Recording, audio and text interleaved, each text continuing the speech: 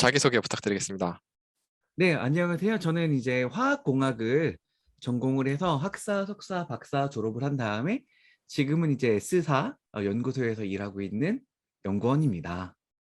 박사 진학에 관심을 가지게 되신 혹시 계기가 있으세요? 여러 가지 뭐 요인들이 있었는데 그중에 이제 가장 컸던 것은 학부를 다니면서 생각보다 학교에서 좀 배우는 게 좀 없었다라고 스스로 느꼈고 수박 겉핥기만 했다라는 느낌을 좀 저버릴 수가 없었던 부분이 있었던 것 같아요. 제가 이제 관심이 있었던 과목들 같은 경우가 이제 공정 설계라든가 뭐 연력학, 뭐 열전달 뭐 이런 분야였었는데 일단 내가 이걸 가지고 조금 더 공부를 해봐야 나중에 먹고 사는데 써먹을 수가 있겠다라는 생각을 학부생 시절 때 좀 가졌던 것 같아요. 그래서 뭔가 이대로 졸업을 하고 바로 사회에 나가는 것보다 뭔가 조금 더 갖춰서 나가고 싶다라는 생각이 들었던 게 첫 번째로 석사 박사를 밟게 된 이유였었고 두 번째 같은 경우는 조금 현실적인 관점에서였는데 뭐 첨언을 하자면 이제 의대를 갈 수 있었던 상황에서 공대 진학을 선택했고 보통 의사가 거의 한 10년 정도 양성 기간을 거쳐서 사회에 나오는 것에 비추어 봤을 때 공대에 나와서도 대충 그 정도에 해당하는 기간을 내가 공부를 해야 그나마 좀 비슷한 수준의 뭐 경제 활동을 영위할 수 있지 않을까라는 생각도 있었던 것 같습니다. 아, 근데 그러면은 박사를 하실 때 그 세부 전공을 고르잖아요. 네네. 혹시 그런 거를 어떻게 찾으셨어요? 왜냐면 사실 저도 박사를 진학을 하고 싶었었는데 막연히 박사는 하고 싶은데 어떻게 전공을 정해야 될지 잘 모르겠더라고요. 그런 면에서 어떻게 관심을 갖게 되셨는지 궁금합니다. 네. 그쪽 관련해서는 다른 과도 아마 비슷하겠지만 이제 화공 같은 경우도 굉장히 테크트리가 다양하거든요. 뭐 유기화학도 있고 무기화학도 있고 뭐 나노, 뭐 합성 굉장히 다양한데 일단은 첫 출발점은 제가 굉장히 재밌게 들었었던 과목들이 그 조교 선생님들 그러니까 그 당시 대학원생 분들께 이제 많이 물어봤던 게 도움이 됐었던 것 같아요. 이쪽 과목이 되게 재밌는데 관련해서 어떤 연구들을 하고 계시냐라고 많이 여쭤봤었고 그러면 이제 그분들이 대학원에선 이러이러한 것들을 한다 연구를 그리고 뭐 대학원 오지 마라부터 시작해서 뭐 허심탄회하게 이야기를 많이 해주셨던 것 같고 두 번째 같은 경우는 학부 시절에 제가 참여했었던 그 전국 공정설계 대회였을 거예요 아마 그때가 1회로 기억하는데 그 대회에 참가하면서 약간 제가 이쪽 분야를 좋아하는구나라는 부분을 확인할 수 있었던 것 같아요. 그게 이제 간단히 설명하면은 어떤 원료 물질을 가지고 저희가 원하는 프로덕트를 이제 만드는 어떤 화공 플랜트를 자기가 직접 디자인하고 설계하는 대회예요. 그러니까 예를 들어서 뭐 여수나 이런 데 내려가면은 큰 공장들이 있잖아요. 그거를 이제 시뮬레이터 프로그램을 이용해서 만들어서 누가 더 돈을 적게 들이면서 더 ROI가 잘 나오게 설계를 잘 하느냐. 근데 주어진 조건들에 맞춰서 그거를 이제 서로 다른 디자인을 가지고 경쟁을 하는 대회였었는데 그걸 하면서 제가 하고 싶은 세부 분야를 찾을 수 있었던 것 같아요. 박사 진학을 하고 싶은데 내가 뭐 학점이 낮아서 고민하는 경우가 생길 수 있잖아요. 네네. 근데 만약에 그런 경우라면은 어떤 식으로 그 문제를 좀 해결할 수 있을까요?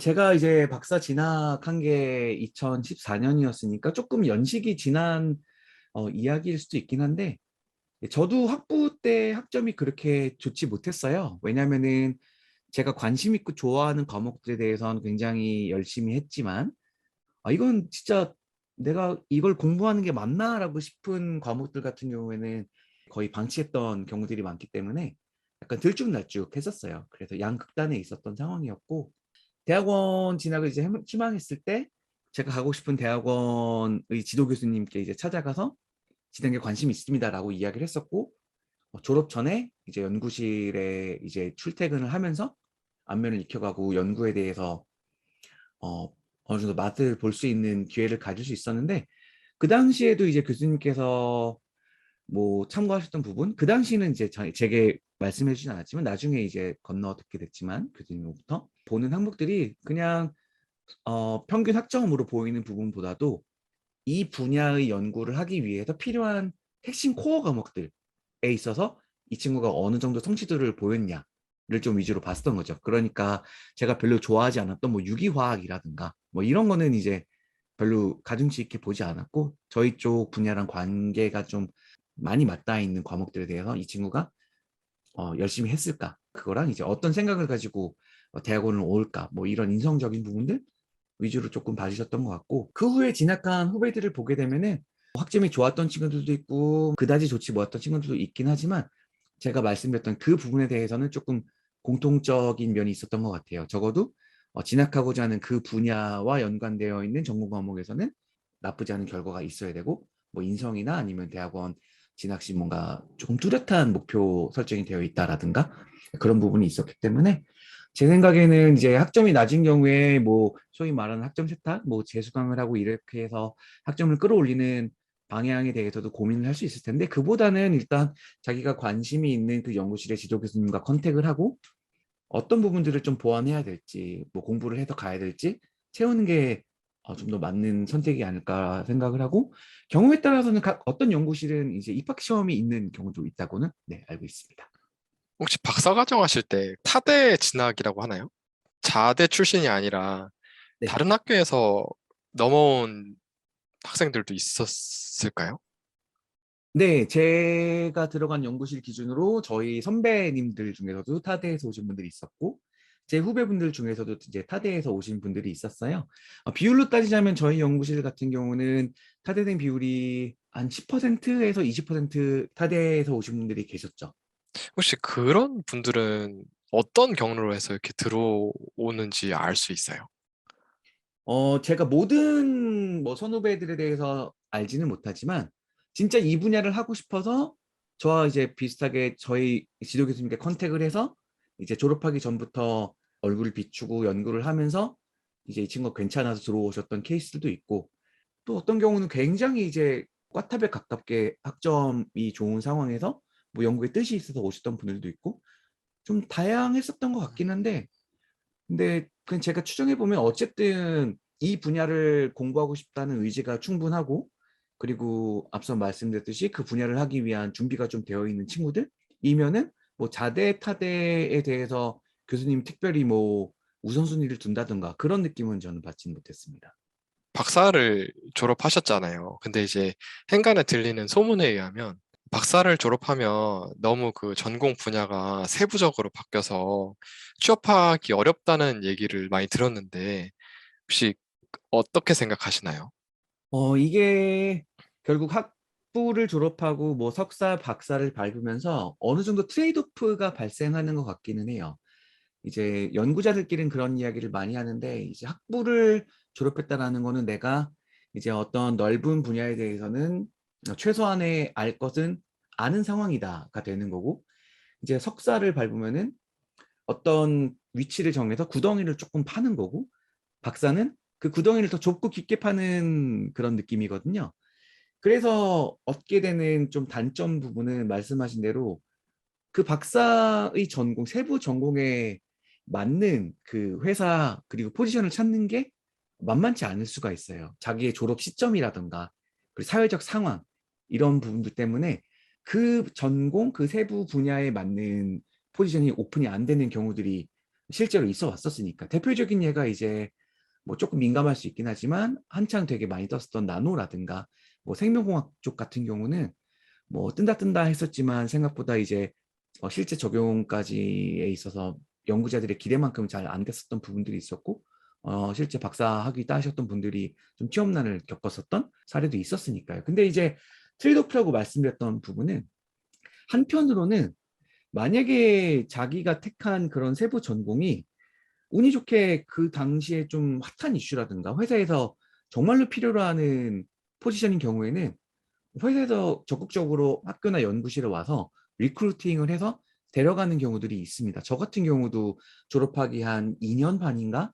그쯤에 리크루팅 와서 진행했었을 때 그 당시에 이력서를 냈고 졸업 시점 임박해서 다시 이제 컨택이 와서 프로세스를 밟았던 입장이었기 때문에, 어떻게 보면 자기가 이제 어떤 세부 전공을 선택하느냐에 따라서 이게 난이도가 뭐 헬 난이도냐 아니면 조금 쉽게 수월하게 가느냐는 좀 나눠질 수가 있고, 그래서 사회적인 상황, 자기 졸업 시점, 자기 세부 분야가 과연 회사에서 관심이 있는 것인가 등등의 요인에 의해서 트레이드오프가 좀 발생할 수 있는 부분이고 개인차가 좀 클 것 같다는 생각은 듭니다. 근데 일단은 제 경우는 박사학위가 있어서 취업이 어렵다라고 생각했던 적은 단 한 번도 없었어요. 회사에서 이제 업무를 좀 하셨잖아요. 그러면은 박사 과정에서 하셨던 연구와 회사 업무의 그 관계성 정도가 좀 어느 정도 되는지 궁금합니다.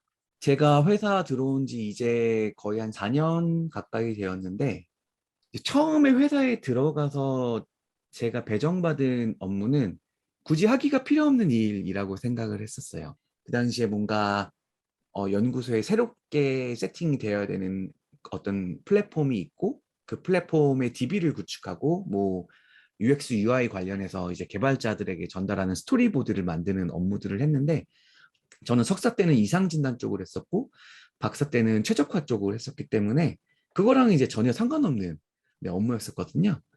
그래서 그 업무를 한 10개월 정도 수행하다가 아 이거는 별로 학위랑 관계가 없는 일이고 굳이 의미가 없을 것 같다라고 해서 이제 와일드 카드를 써서 이제 부서를 옮겨서 두 번째로 수행했던 일 같은 경우는 제 직무랑 굉장히 한 7, 80%가 겹치는 네, 업무를 수행했었죠. 그 당시에는 이제 플라즈마 애처에서 나오는 그 OES 시그널을 바탕으로 뭔가 뭐 공정이랑 설비에 대해서 진단하고 문제점을 찾고 석사 때 그리고 박사 때 했었던 내용들에서 뭔가 파생되는 그런 부분들에 대해서 업무를 수행했었고 지금 하는 업무도 사실 어느 정도는 좀 맞닿아 있는 네, 업무들이긴 해서 그렇게 요약할 수 있을 것 같아요. 처음에 입사한 다음에 배정받은 업무는 전혀 관계가 없었는데 와일드카드로 옮긴 다음에는 제가 공부한 그 분야랑 좀 관계가 있는 업무들을 수행하고 있다라고 말씀드릴 수 있을 것 같고 주변의 다른 이제 박사 입사 동기들을 보게 되면은 자기 분야에 맞는 일을 하는 친구들도 있고 그렇지 않은 케이스들도 좀 섞여 있는 것 같습니다. 그러면은 이제 마지막으로 박사 과정을 밟고 싶은 친구들, 이제 후배들을 위해서 한마디만 좀 부탁드리겠습니다. 뭐 도망쳐라고 외쳐야 될 것 같긴 한데 이건 농담이고 박사 학위를 밟는다라는 경우는 크게 둘로 나눌 수 있을 것 같아요. 자기가 졸업한 다음에 계속 학계 쪽에 남아 있을 것이냐, 아니면은 이제 뭐 회사의 연구소나 아니면 국책위원 같은 데 가서 이제 연구를 하게 되느냐, 뭐 이 정도로 나누어 볼 수 있을 거고, 결국 이제 공부냐 아니면은 좀 돈을 버느냐, 이 사이의 수직선에서 자기가 생각하는 최저점을 짚기 위해서 박사학위를 따려고 가는 게 아니라라고 생각을 하긴 해요. 현실적인 입장에서는. 근데 후배들한테 해줄 수 있는 얘기는 몇 가지가 있는데 첫 번째는 생각보다 그 학위를 따는 과정은 고통스러운 편이에요. 사람마다 좀 편차는 있을 수 있는데 확실한 거는 학부 과정이랑은 좀 다른 종류의 어려움이라는 부분이 있다라는 걸 말씀드리고 싶어요. 학부 때는 정해진 시험 범위, 정해진 텍스트북에서 자기가 공부를 하고 시험을 보고 정량적으로 자기가 달성해야 될 게 명확하게 그려지는 반면 석사와 박사 같은 경우는 그전에는 풀리지 않았던 문제를 풀거나 아니면 이미 풀어졌던 문제를 더 팬시하고 더 노블하게 푸는 걸 보여줘야 되는, 세상에 없었던 거를 아카데믹하게 가치 있는 걸 자기가 보여줘야 되는, 없는 걸 만드는 좀 느낌이 강하거든요. 그래서 심지어 그 주제조차도 자기가 지도 교수님과 같이 상의해서 정해야 되고 본인이 찾아야 되는 게 굉장히 많은 편이에요. 그래서 학부생 때 정해진 문제를 푸는 그런 성격이 아니라 정해지지 않은 문제를 자기가 주제를 잡고 거기서 지금까지 나오지 않았던 결과를 내야 되는 건데 이게 뭐 석사 2년, 박사 뭐 4년, 대충 합해서 6년 내외의 시간이 길다면 길고 짧다면 좀 짧을 수 있거든요.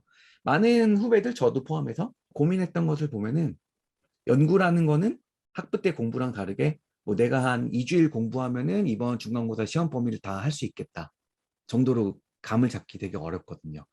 어떤 경우에 운이 좋은 케이스는 뭐 하루 이틀 만에 브레이크스루를 찾았던 경우들도 있었지만 진짜 잘 안 풀리는 경우에 대해서는 저 같은 경우는 한 5, 6개월 정도 고민해서야 그때 내가 왜 이걸 생각 못했지라고 실마리를 잡았던 경우들도 있었거든요. 그래서 생각보다는 좀 인내심 그리고 전혀 다른 성격의 문제풀이를 한다라는 그 부분을 염두에 두고 진학하는 게 좀 필요할 것 같다. 이게 첫 번째 드리고 싶은 말씀이고 두 번째로 드리고 싶은 이야기는 생각보다 이제 박사 졸업한 다음에 자기가 선택할 수 있는 초이스들이 생각보다 많습니다. 그리고 이거는 좀 논란의 여지가 있을 수 있겠지만 제 개인적으로는 학부만 졸업한 다음에 회사를 들어가는 것보다는 박사 학위를 가진 채로 뭐 회사에 들어가는 것, 그 난이도가 조금은 더 쉽다라고 생각을 해요. 당장 경쟁률만 보더라도 좀 쉽고, 뭐 대부분 이제 추천서를 통한 이제 경력 입사가 될 테니까,